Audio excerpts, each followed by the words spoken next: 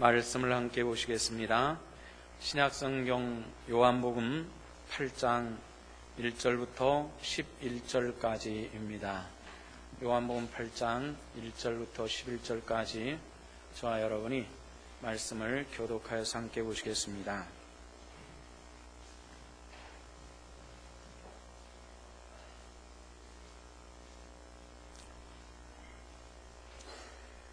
다 각각 집으로 돌아가고 예수는 감람산으로 가시니라.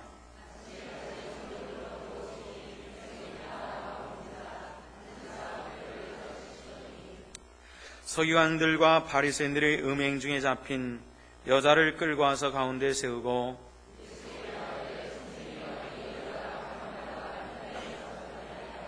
모세는 율법에 이러한 여자를 돌로 치라 명하였거니와 선생은 어떻게 말하겠나이까?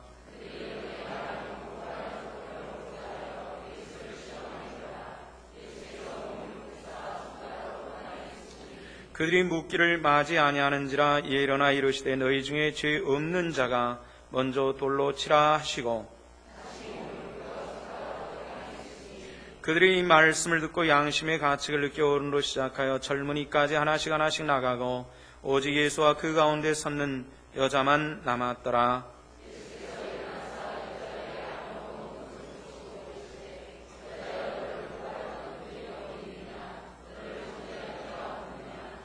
함께 대답하되 주여 없나이다. 예수께서 이르시되 나도 너를 정죄하지 않으니 가서 다시는 죄를 범하지 말라 하시니라. 아멘.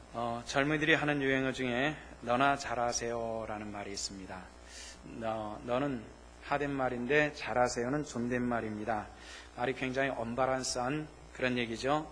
남의 일에 간섭하지 말고 당신의 일이나 잘해 라고 하는 이 비꼬는 말이 바로 그것입니다. 정말로 자기는 잘 모르고 또 자기 일은 잘 하지 못하면서 남의 일에만 사사건건 간섭하고 꼬집고 하는 그런 사람이 있습니다. 이런 사람이 누구에 대한 이야기가 아니라 저도 마찬가지고 우리들이 그렇습니다. 신앙의 품성과 인격이 부족할 때 일어나는 모습들이죠. 마태복음 7장에 보면은 예수님께서 이런 얘기를 말씀해 주셨습니다. 사람들 가운데서는 자기 눈에 있는 들보는 깨달지 못하고 남에 있는 눈을 트집 잡는 사람이 있다라는 그런 얘기입니다. 사람 눈에 들보가 들어가는 법은 없죠. 그만큼 자기의 커다란 실수와 잘못과 이런 것은 제껴두고 남이 가지고 있는 아주 작은 허물을 가지고 이 문제를 삼는 그런 사람들에 대한 이야기입니다. 우리가 신앙생활할 때 신앙이 좀 더 깊어지고 연조가 깊어질수록 내 안에 있는 들보를 깨달을 수 있는 그런 영적인 지혜와 품성이 만들어질 수 있기를 부탁을 드립니다. 오늘 본문에 보면은 그런 사람들, 자기 눈에 있는 들보는 알지 못하고 남의 티를 문제 삼는 한 무리 사람들이 등장을 합니다. 예수님께서 감람산에 올라가셔서 밤새 기도하고 내려오셨습니다. 내려오셔서 성전으로 들어가셨는데요. 이 성전의 사람들을 가르칠 때에 한 무리 사람들이 왁자지껄하면서 예수님께로 다가옵니다. 그 무리들 가운데 가장 앞에서 마치 쫓기는 사람처럼 끌리는 사람처럼 들어오는 한 여인이 있었습니다. 그 여인을 예수님 앞에 세워놓고 서기관과 바리새인들이 예수님께 질문합니다. 이 여인이 간음을 하다가 현장에서 붙잡혔습니다. 이런 얘기입니다. 예수님께 고발하러 나온 겁니다. 예수님께 고발하러 나온다는 것이 좀 어폐가 있습니다만은 예수님께서는 어떤 법을 집행하는 당국자가 아니기 때문에 이 고발을 받기는 굉장히 어렵습니다.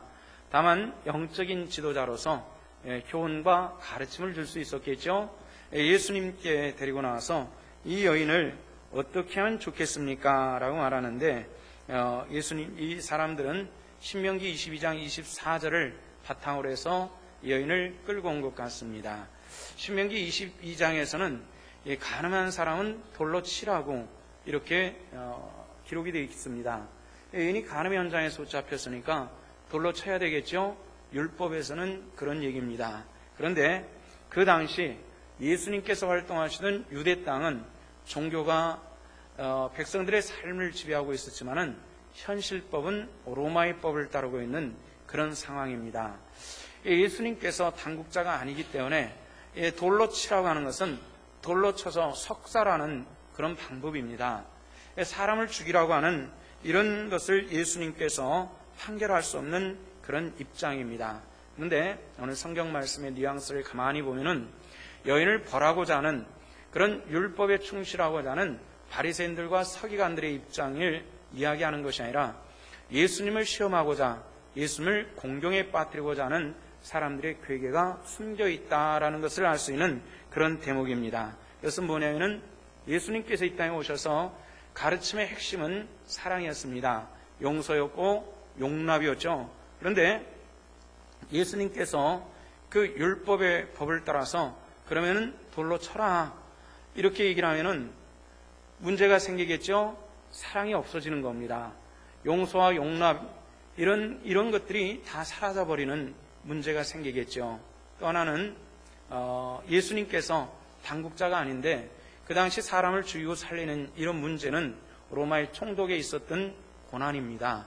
그런데 예수님은 그 신분적으로는 하나의 평범한 유대인이었거든요. 그런데 돌로 쳐라 이렇게 얘기할 때 어떻게 보면 법을 어긴 하나의 범법자가 될 수도 있는 이런 심각한 문제였습니다. 그런데 예수님께서 율법을 떠나가지고 로마의 법에 의해서 또는 당신의 가르침에 의해서 용서해 주어라 하면은 율법을 어기는 자가 될 것이고요.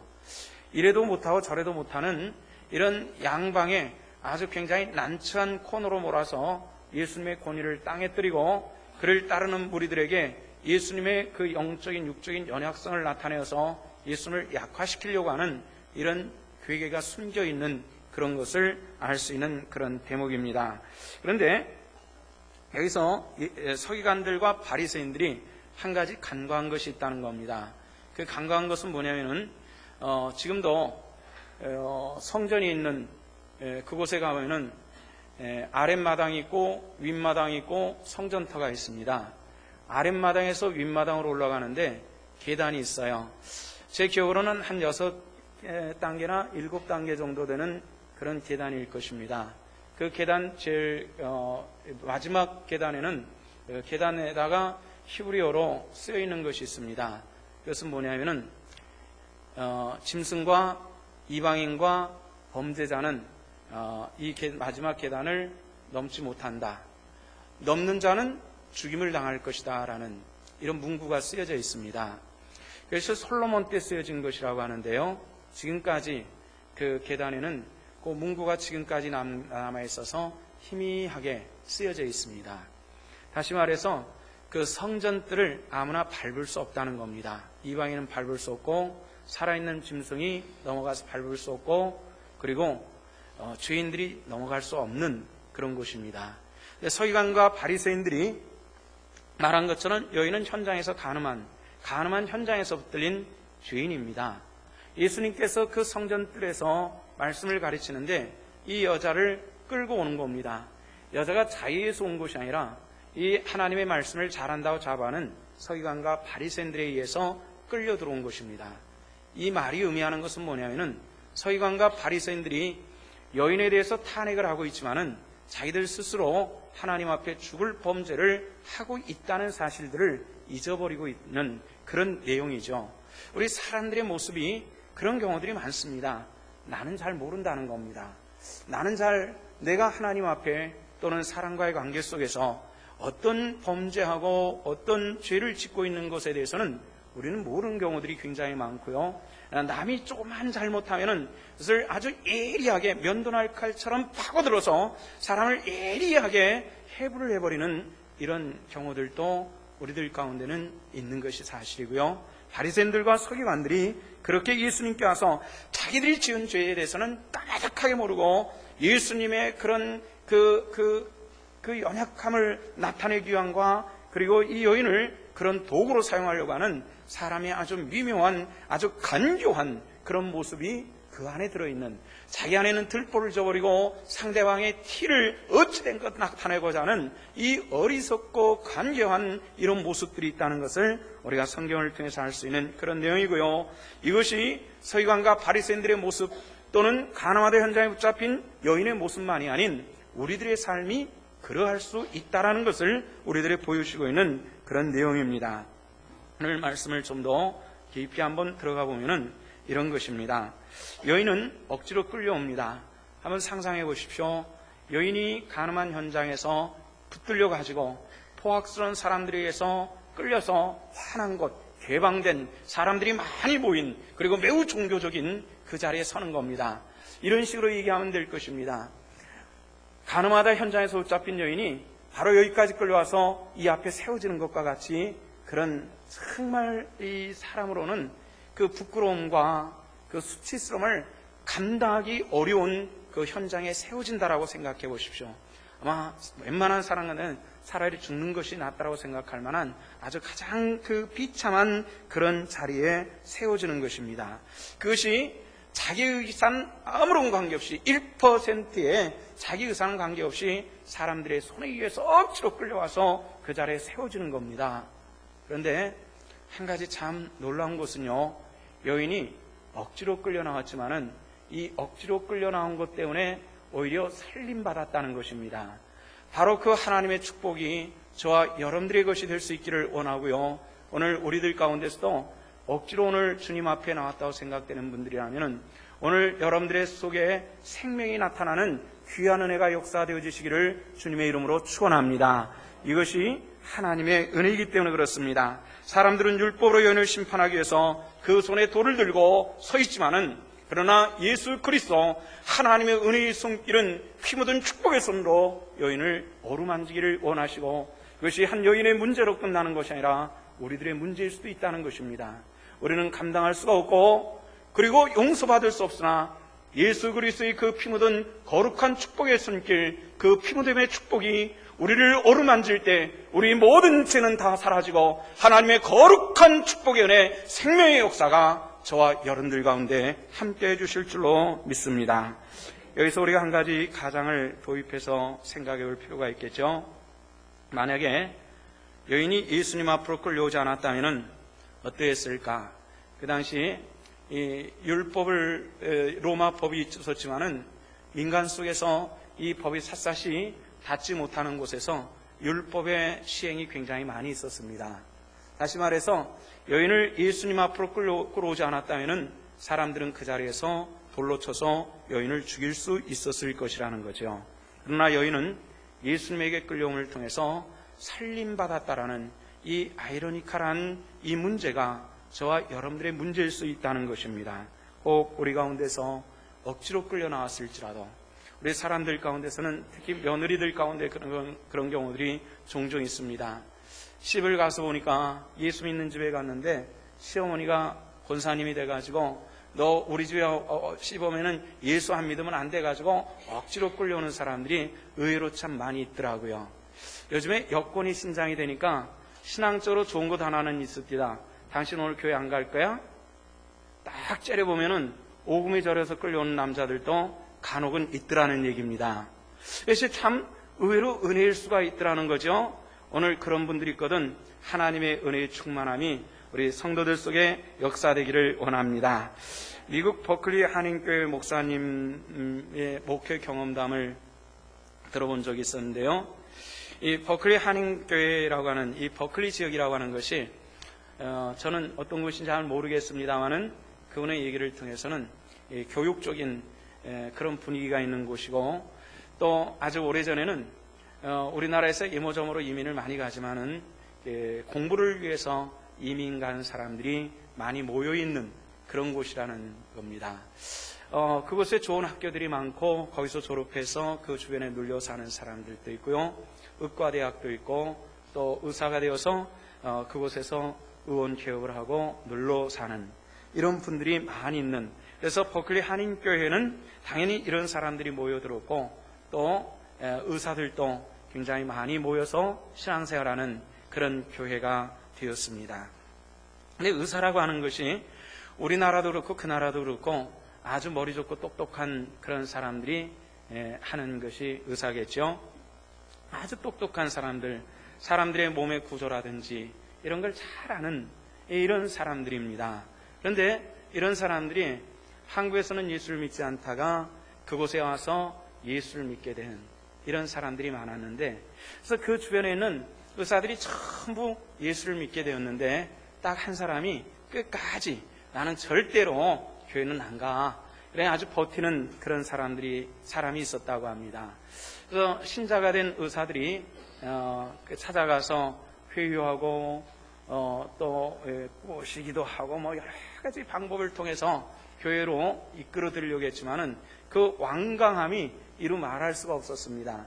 그러니까 전도하려고 해도 안 되니까 나중에 의사들이 찾아가가지고 당신이 뭔데 사람의 인체 좀 안다고 그렇게 교만할 수 있어. 그렇게 아는 정도는 너만 아는 게 아니야. 우리도 알아.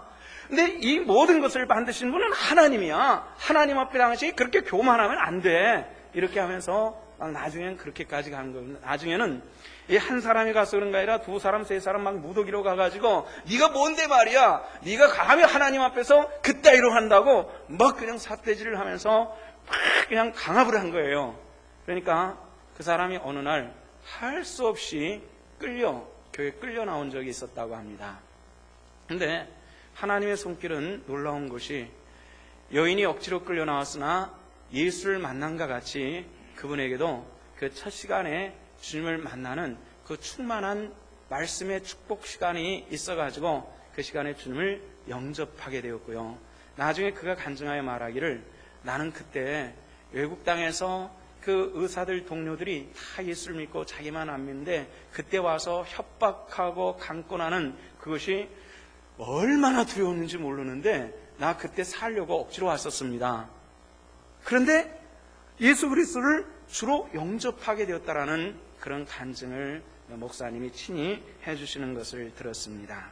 누가복음 14장의 말씀에 보면은 주님께서 예수 그리스도를 믿는 믿음의 권세에 대해서 이렇게 말씀합니다. 신앙은 뭐냐 하는 문제에 대해서 믿고 안 믿고는 내 자유야 이렇게 얘기하는 분들이 있습니다. 그것은 정말 주를 모르는 사람들은 그렇게 얘기할 수가 있습니다. 그러나 최소한 예수는 누군지 신앙은 어떤 것인지 이거를 아는 사람은 그렇게 얘기하는 것은 불신앙이고 폐역입니다.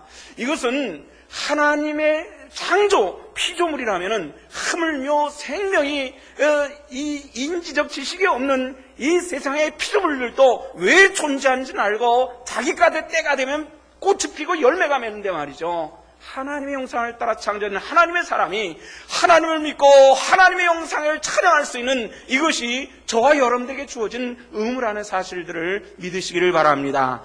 그래서 누가복음 14장에서는 강권하여 데려다가 내 집을 채우라 이렇게 말씀을 했습니다. 자유롭게 하자는 말은 없습니다. 그것은 사람이 만들어진 거죠. 하나님의 말씀은 강권하라는 말씀입니다. 주를 알지 못하는 사람에게 우리가 자유롭게 신앙생활하는 거예요. 그것은 그들에게 해당되는 얘기지만 최소한 주를 아는 우리들은 강권이라고 하는 이 은혜적 단어가 의미하는 바를 분별할 수 있는 분별이 있어야만 합니다. 근데 오늘 우리가 또 한 가지 면밀히 살펴봐야 될 것은요, 예수님께서 와가지고 이 여인이 가늠하다 들켰는데 죽일까요 살까요 뭐 이런 얘기입니다. 그런데 성경을 가만히 한번 살펴보십시오. 예수님께서 막 와가지고 살기등등한 그 사람들의 요구에 대해서 아무 말씀 안 하시고 땅에 앉으셨습니다. 땅에 앉으셔가지고 뭔가 손가락으로 쓰셨어요. 손가락으로 쓰셨는데 성경에 보면 예수님께서 뭘 기록한 적이 없습니다. 예수님의 제자 마태, 마가, 누가, 요한, 베드로 그리고 바울과 같은 사람들은 뭔가 기록해서 남겨놓은 것이 이게 성경인데요. 정작 예수님은 뭐 단어 하나 기록해 놓은 게 없다고요. 하나하나 기록한 것이 없어요. 그런데 오직 예수님께 뭘 쓰셨다라고 하는 그 내용은 요한복음 8장에 나오는 바로 그 내용입니다. 도대체 뭘 기록하셨을까 예수님께서? 이게 굉장히 궁금합니다. 그래서 저도 성경을 연구하는 사람으로요, 성경을 읽다 보면은 아직 해결 안 된 게 굉장히 저는 많아요. 여러분들은 얼마나 되신지 모르겠습니다만은 저도 예수님께서 여기서 뭐라 쓰셨는지 도무지 알 수가 없어요. 그래서 만약에 제가 천국에 들어가면은 예수님을 만나면은 여쭤볼 게 참 많습니다. 그 중에 하나가 바로 이 부분이기도 합니다. 그때 예수님 뭐 쓰셨어요? 이리 좀 물어볼 작정입니다. 근데 이게 굉장히 궁금한 내용인데요. 근데 좀 앞서가는 분들은요, 요 내용을 해석한 분들이 있더라고요. 뭐라고 해석했냐면요, 와서 서기관들 바리새인들이 막 가가지고 막 혈기 내면서 여자 죽일까요 살까요 그러는데, 예를 들어서 여기에 삭개오가 있다고 칩시다. 바리새인 중에서 삭개오 딱 쓰고 가로에다가 삭개오 너도 엊그제 간음한 건 나는 알고 있어. 뭐 이렇게 기록했을 것이다. 이렇게 참 그럴듯한 내용인데, 신성계 가니까 목사님 그렇게 얘기했다고 하지 마십시오. 어떤 사람들은 그렇게 해석하는 사람들도 있는데 그거는 정확한 건 아니고 그럴 수도 있다는 얘기죠. 다만 우리가 몰라요. 그리고 나서 뭐가 막 얘기를 하는데 뭔가 끄적끄적 쓰시는데 궁금하니까 들여다봤겠죠. 그리고 나서 예수님께서 일어나셔서 뭐라 말씀해? 너희들 중에 돌 없는 자가 먼저 여인을 쳐라. 죽여도 좋아. 사람들이 돌을 다 내려놓고 슬금슬금 다 뿔뿔이 흩어져서 없어졌어요. 그리고 나서 예수님께서 또 앉으셔가지고 뭔가 또 쓰셨습니다. 저 그것도 또 제가 천국에 가면 또 물어볼 겁니다. 예수님, 두 번째 쓴 얘기는 뭘까요? 여쭤볼 예정인데 어떤 사람 또 그걸 또 해석을 또 했어요. 뭐라고 해석했냐면은 여인의 이름을 쓰시고 그였다 가로 치고 여인이여 넌 이번 한 번만이 아니지 여러 번이야. 이렇게 기록하셨다라고 해석한 사람인데 이거 역시도 김진기 목사의 얘기는 아니니까 딴 데 가서 그렇게 얘기하면 곤란합니다. 다만 뭔가 의미 있는 말씀을 쓰셨을 것이라는 생각은 합니다. 그리고 충분히 그런 얘기를 쓰셨을 수도 있다라고 생각을 합니다. 그러나 그리고 나서 예수님께서 두 번째 일어나셔서 여인이요 너를 정죄하던 이들이 어디 있느뇨 물어볼 때 주여 어디로 갔는지 모르겠습니다. 불러보니까 없네요. 예수님께서 하신 말씀이 뭐였죠? 나도 너를 정죄하지 아니하노니 가라. 그리고 이제는 죄 짓지 말라. 이렇게 하시고 여인을 돌려보내셨다는 겁니다. 여기 우리가 다시 한번 구약 성경으로 좀 들어가서 이 말씀을 좀 설명해 볼 필요가 있겠죠. 모세가 시내산에 올라가서 40일 만에 내려올 때 십계명을 쓴 두 개의 돌판을 양손에 들고 내려옵니다. 다 내려왔을 때 막 춤추고 노래하고 악기 불며 막 광란의 축제의 모습을 보게 됩니다. 여호수아에게 물어보죠. 야, 이게 뭔 짓이냐 물어봤더니 주여, 저희 백성들이 우리가 산에 올라가서 없는 동안에 금송아지를 만들어 놓고 우상을 숭배하고 저게 애굽에서 이끌어낸 하나님이라고 섬기고 있습니다. 이렇게 얘기할 때 모세가 흥분을 하죠. 막 화가 나서 그걸 집어던집니다. 돌판이 깨지면서 이스라엘 사람들 가운데 많이 죽게 되죠. 하나님의 율법은 하나님의 진노를 알게 하는 것이 율법의 특징입니다. 우리 가운데는 이 율법을 통해서 우리 죄를 알게 하는데 율법의 목적이 있다는 겁니다. 서기관과 바리새인들은 율법에 매우 충실한 사람들이었습니다. 여인을 끌고 와서 이 여인을 죽이는 것이 신명기 22장에 안에 있는 율법의 규정입니다라는 겁니다. 하나님의 이거 율법의 규정을 따라서 죽을 수밖에 없는 것이 여인의 현실적인 삶이었습니다. 그런데 예수님께서는 그들을 다 물리치시고 여인을 마지막으로 또 용서해 주시는 그런 걸 볼 수가 있죠. 자, 다시 한번 신의 광야, 신의 산을 다시 한번 우리가 살펴볼 때 모세는 그 사건 이후로 다시 돌판을 다듬어 가지고 산에 올라가죠. 그리고 나서 하나님이 친히 쓰시는 두 개의 십계명이 적힌 돌판을 가지고 내려옵니다. 이 돌판은 사람들에게 개방되지 않고 그리고 만들어진 법궤에 들어가게 되는 언약궤에 들어가고 그 위에 시온소라는 뚜껑이 덮이고 그 다음에 제물의 피가 덮여지면서 이 언약궤는 영원히 피로 묻혀버리는 그것이 언약궤였다는 겁니다. 하나님의 은혜의 이 율법은 우리 죄를 깨닫게 하는 것이 특징이 있으나 그러나 율법을 제물의 피로 완전히 덮어버림을 통해서 우리 죄를 잊어버리게 하심에 하나님의 축복이 있고 오늘 우리에게 주시는 하나님의 거룩한 의의 피는 어린 양 예수 그리스도의 흘린 보혈을 통해서 나의 죄를 덮으시고 하나님께서 기억지 아니하시되 시편의 말씀에서는 깊은 바다에 던지셨으니 잊어버리라고 말씀하시는 그 하나님의 거룩한 은혜의 축복이 저와 여러분들 가운데, 이 범죄한 가늠한 여인 가운데도 함께 하심을 기억하시고, 놀라우신 하나님의 축복이 오늘 저와 여러분들 가운데 피 거룩한 덮임이 함께 있으시기를 주 이름으로 축원합니다. 이것이 하나님께서 우리에게 베푸시는 은혜였습니다. 오늘 요한복음 8장을 면밀히 살펴보면은 사람들의 예수님에 대한 호칭을 흥미롭게 볼 수 있는 부분이 있습니다. 4절에 보면은 서기관과 바리새인들이 예수님께 와서 말하되 선생이요, 이렇게 얘기를 합니다. 선생이요. 그런데 구원받은 이 여인은 뭐라 얘기하냐면 11절에 보니까 주여라고 얘기를 하고 있다는 겁니다. 사람은 하나인데 어떤 시각으로 보느냐에 따라서 선생일 수도 있고 주님일 수도 있다라는 이런 그 판단이 오는 그런 대목입니다. 왜 그럴까요?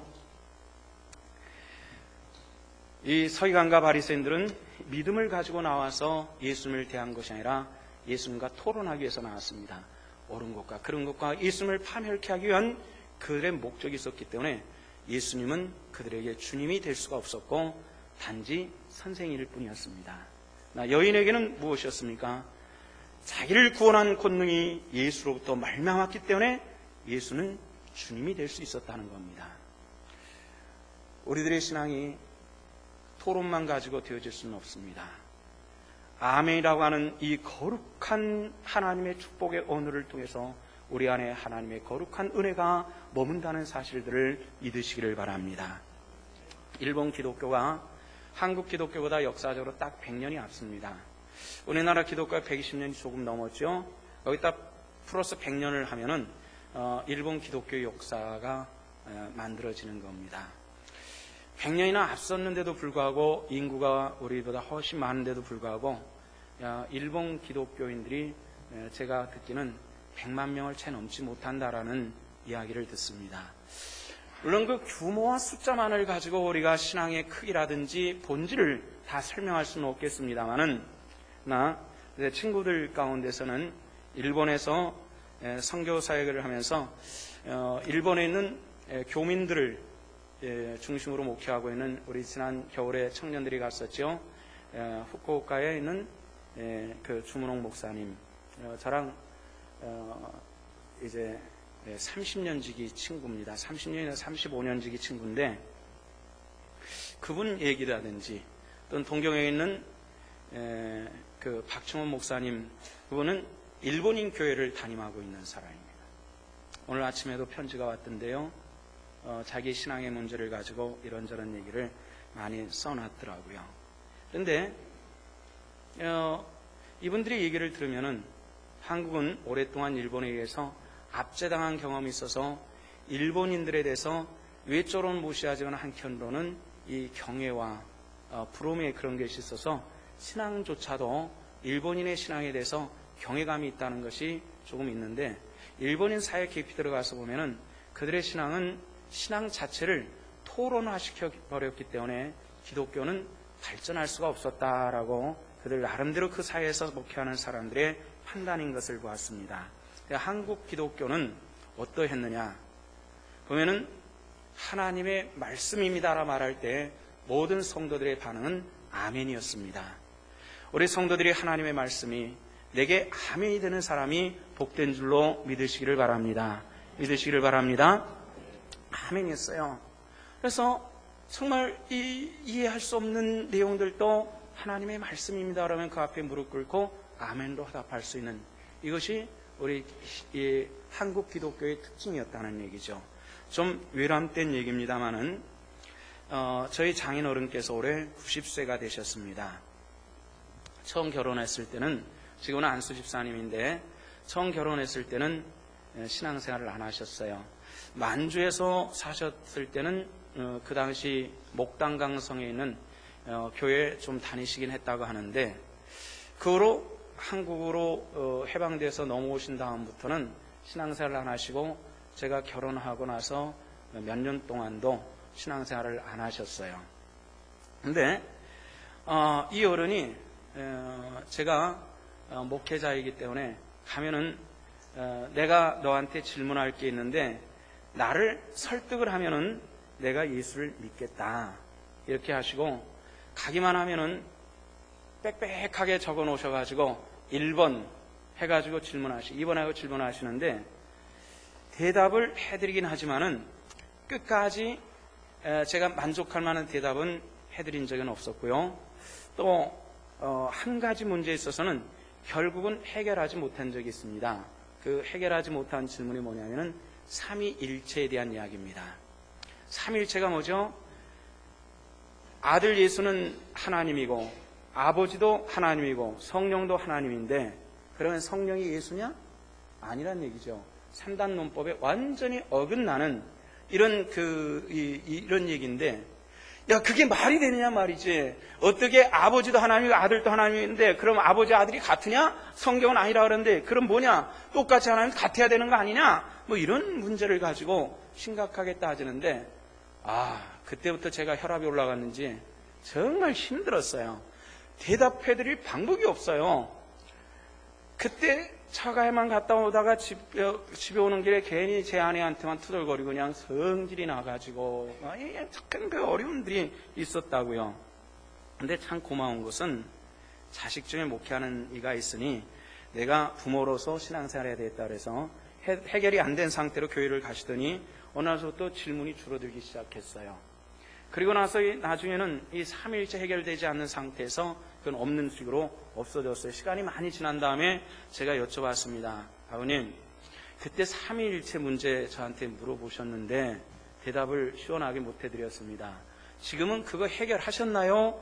여쭤봤어요. 그랬더니 이 어른이 해결했어 나는.